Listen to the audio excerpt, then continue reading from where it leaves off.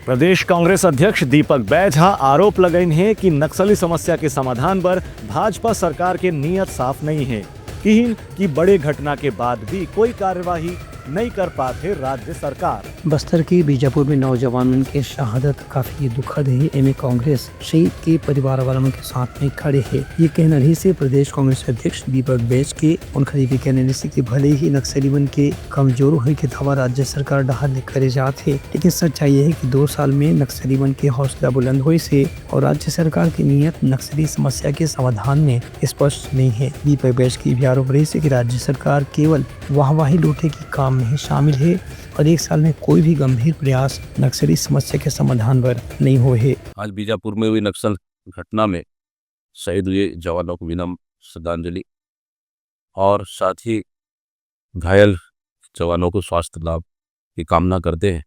साथ ही शहीद परिवारों को दुख सहने की ईश्वर उनको शक्ति दे। और जिस तरह से नक्सल घटना घटी है निश्चित रूप से बड़ा दुखद खबर है, लेकिन कहीं न कहीं सरकार की नक्सल नीति स्पष्ट नहीं है और साथ ही कहीं न कहीं सरकार की विफलताओं की वजह से ये घटना घटी है, क्योंकि कहीं न कहीं बड़ी चूक हुई है और कहाँ चूक हुई है ये एक जांच का विषय है।